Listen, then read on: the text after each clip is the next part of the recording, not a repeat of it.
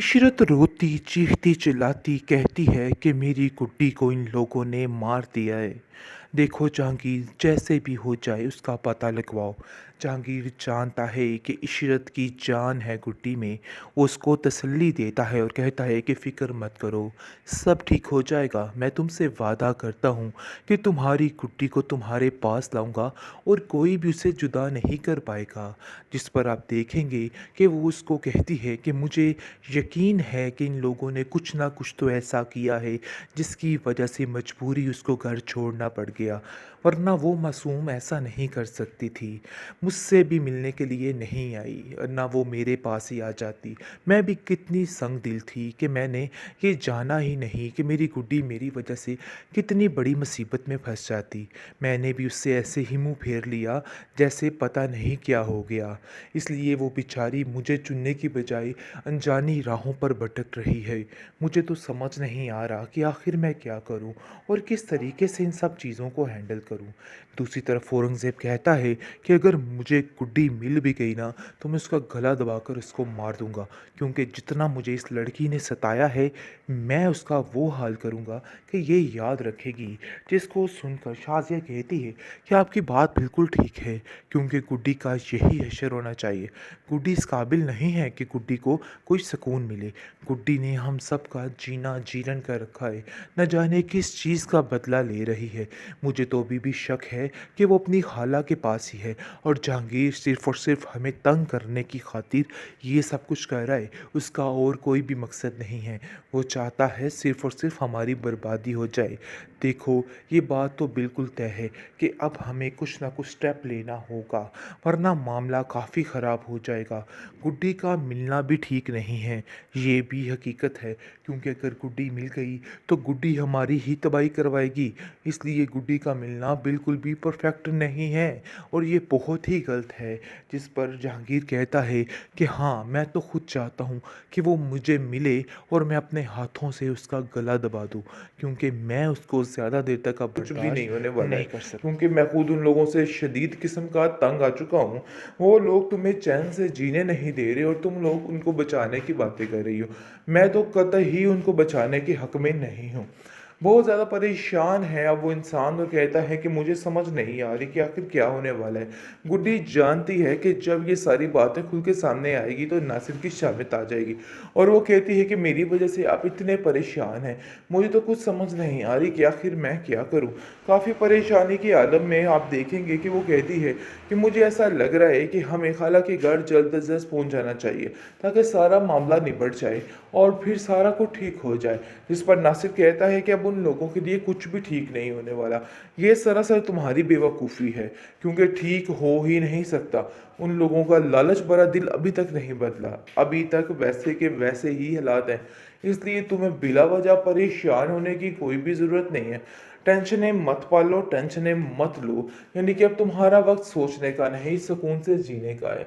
इसलिए बिल्कुल भी परेशान मत हो। जिसको सुनकर वो कहती है, परेशानी वाली बात तो है ना, जब तक मैं अपनी खाला के पास नहीं पहुंच जाती हूँ परेशानी ही परेशानी है, क्योंकि मैं जानती हूँ कि सबसे ज़्यादा सेफ मैं पर हूँ।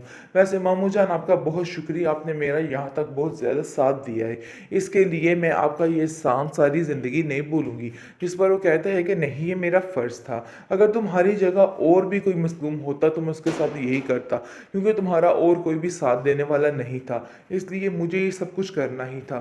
बिला वजह की टेंशन मत लो, सब ठीक हो जाएगा। अब आया ऊंट पहाड़ के नीचे। अब असल मज़ा आएगा इस शाजिया को और औरंगज़ेब को, जो बहुत ज़्यादा इधर उधर हवाओं में उड़े थे कि बस सब कुछ उनके हाथ आ गए।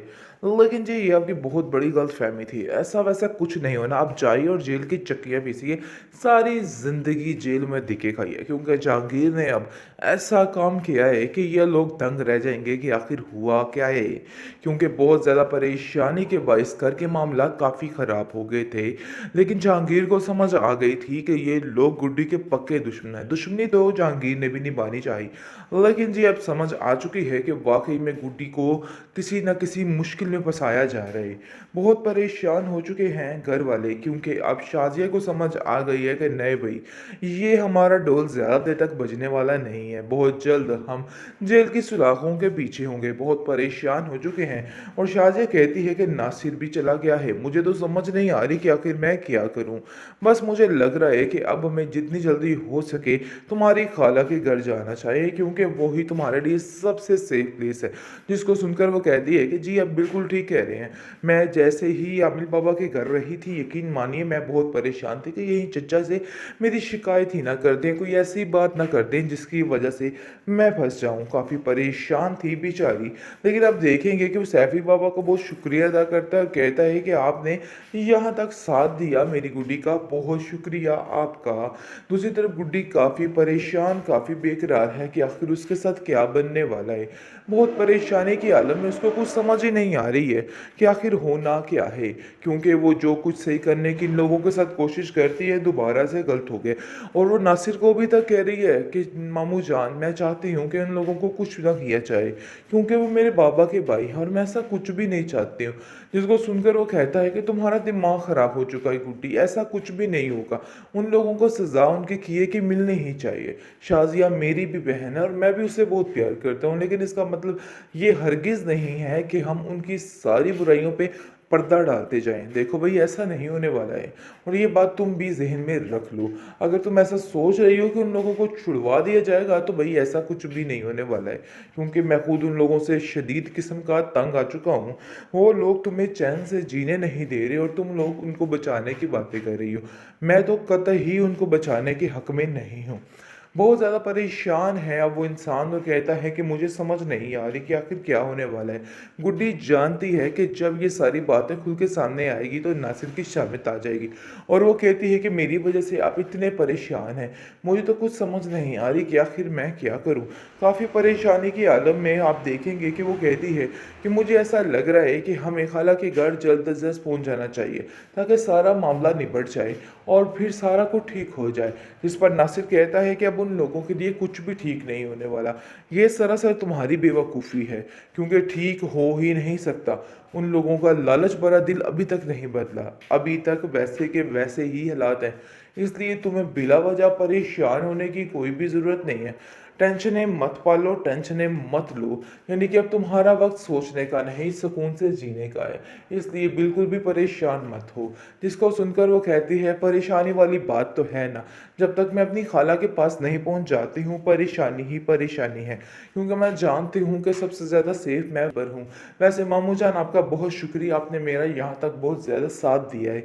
इसके लिए मैं आपका ये एहसान सारी ज़िंदगी नहीं भूलूंगी। जिस पर वो कहता है कि नहीं, ये मेरा फ़र्ज़ था। अगर तुम्हारी जगह और भी कोई मज़लूम होता तो मैं उसके साथ यही करता, क्योंकि तुम्हारा और कोई भी साथ देने वाला नहीं था। इसलिए मुझे ये सब कुछ करना ही था। बिला वजह की टेंशन मत लो, सब ठीक हो जाएगा।